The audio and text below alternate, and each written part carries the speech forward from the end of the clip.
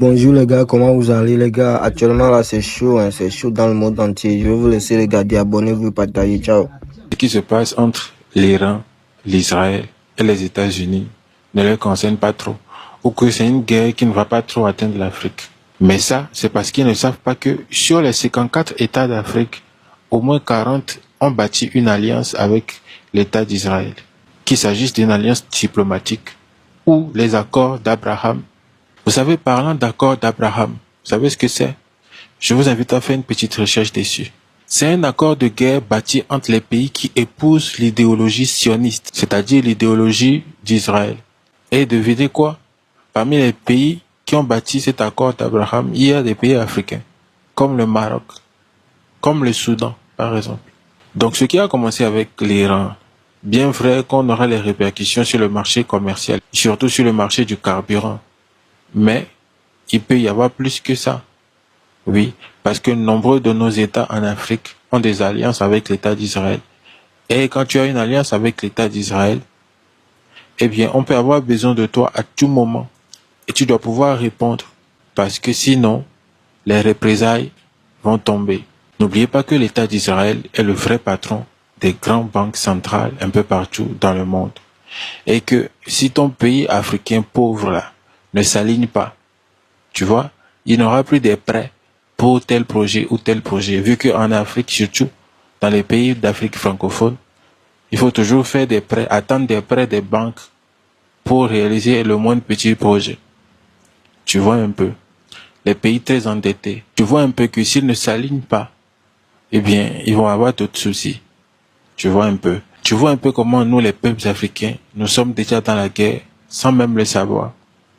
Oui, parce que nos chefs d'État ont voulu que ça soit ainsi. Et c'est ainsi que va le monde. C'est le capitalisme. Et toi, tu y contribues déjà bien depuis fort longtemps sans te soucier. Tu vois un peu comment on est déjà en plein cœur de la guerre sans même le savoir. À l'heure actuelle. De Macron que tu viens de mettre là. Parce qu'il faut le dire, à un moment là, quand la France était faible, il y a des pays pauvres qui lui ont marché là-dessus. Des pays misérables ont traité la France comme pas possible dans ce monde-là.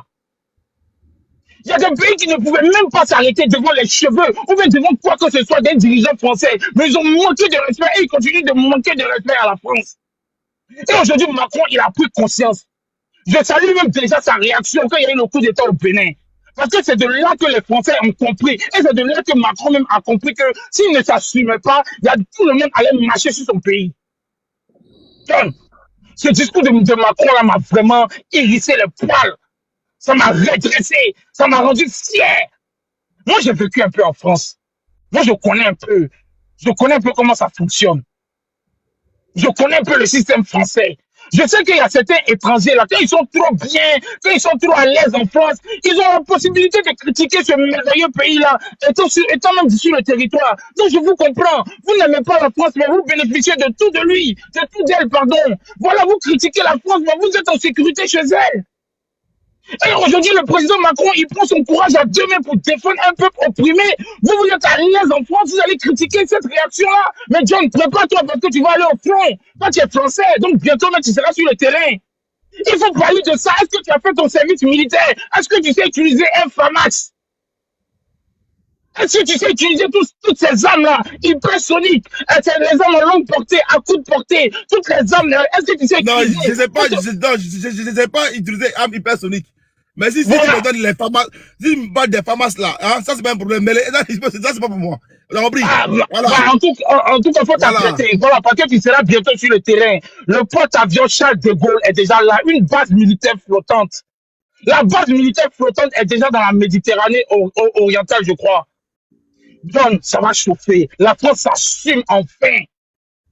La France est de retour dans le Conseil des Nations. Et c'est un président digne de ce nom, même s'il a été faible. Moi, je le dis, avec le poutisme, il a été très faible.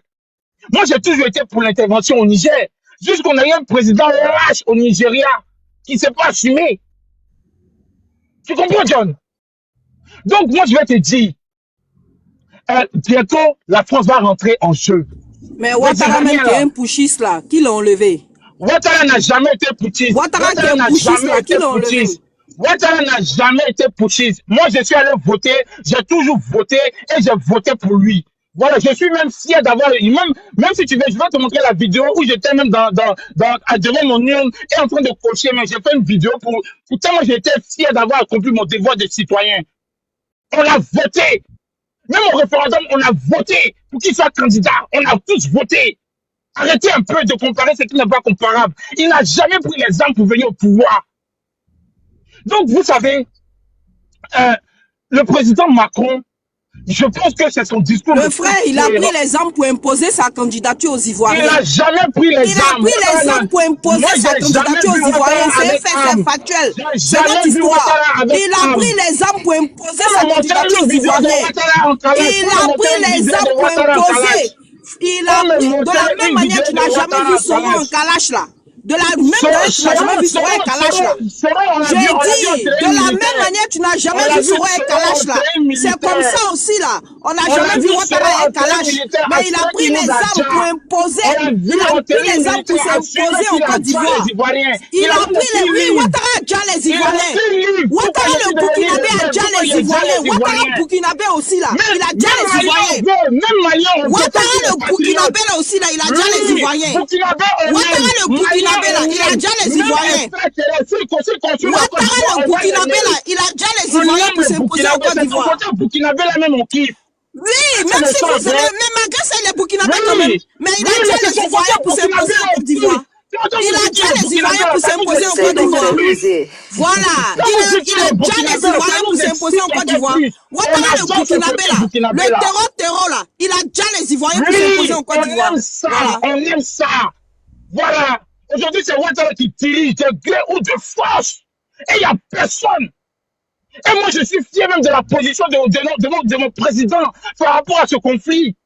Un monsieur non aligné, ami de tous, ennemi de personne. Il a fait un communiqué cohérent, juste, droit, nickel. C'est ça un gouvernement responsable. Et même moi, je dis, il faut aller encore plus loin. Il faut demander une certaine technologie. Voilà, pour sécuriser la Côte d'Ivoire. Parce qu'il faut le dire, il y a des partenaires de l'Iran qui sont à côté de nous.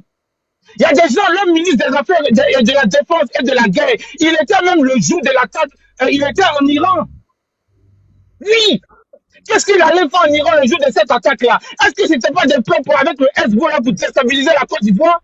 À chaque fois, on nous dit que mon pays a été sur la liste noire de Gafi, sachant que c'est le Hezbollah qui sont en train de traquer avec cette histoire de Gafi. Mais des gens qui soutiennent des gens que le Hezbollah soutient. Mais attends, on est dans quel monde, les gars? En tout cas, il faut que la France s'occupe il faut que la France ait ses partenaires parce que je ne veux pas exécuter la France. C'est Ouattara qui leur a donné siège en Côte d'Ivoire. Oui, mais vous soutenez l'Iran qui soutient le Hezbollah. La Côte d'Ivoire est devenue la place c'est Gbagbo qui a donné chambre de commerce. C'est Gbagbo qui a donné chambre de commerce. Il a l'amour pour le terrorisme. C'est Gbagbo qui a donné chambre de commerce, c'est pas Ouattara. En Côte d'Ivoire. C'est Gbagbo qui a donné chambre de commerce. En Côte d'Ivoire là, c'est parce que Ouattara leur a dit. Non, c'est parce que Gbagbo qui a donné chambre de commerce. Venez en contrepartie, vous allez me protéger. C'est pas ça, madame. Voilà comment Ouattara a donné la Côte d'Ivoire au terreau. Mais est-ce que je peux prendre mon temps de parole, John? Je suis censuré. La dernière fois que je suis venu, on m'a censuré. Aujourd'hui encore, je me sens censuré, je me sens muselé. Puisqu'on m'a descendu la dernière fois, je n'ai pas pu m'exprimer. S'il te plaît, John, on ne peut pas faire un débat comme ça. Vous me laissez aller au bout de mes idées. Après, je vais m'imiter, je vais écouter tout le monde dans le respect. Ok, mon frère. Merci, John, merci. Non, oui. Attention, pardon. Donne-moi la...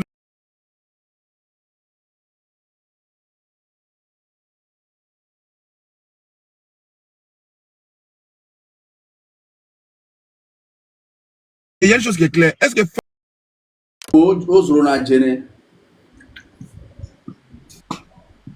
Yeah. Ne peut pas me connaître bien Ronaldinho. Parce que ne peut pas me connaître Ronaldinho. Jena. Ali quoi mon?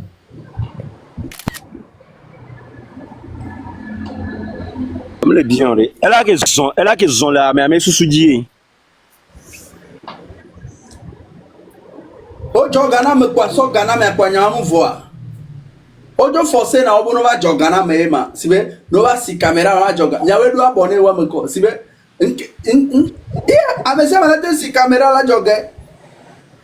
Va pas me péter la théorie. Non, on tombe là, on a mais on nous force. Ouais, n'a te pas tort.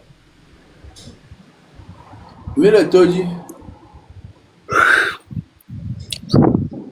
Mon frère Emmanuel Construction Internationale. Amagamblibo, depuis ta position.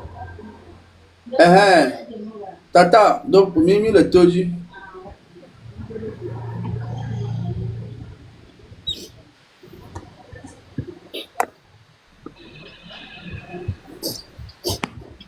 Ah ouais, non, au semaine à mer. Voilà, il y a que t'avais un.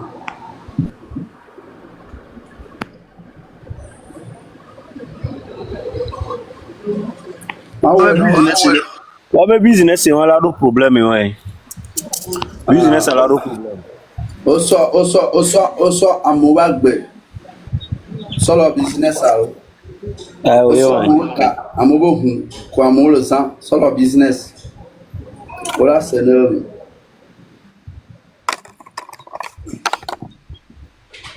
Voilà, c'est l'heure, on va voir.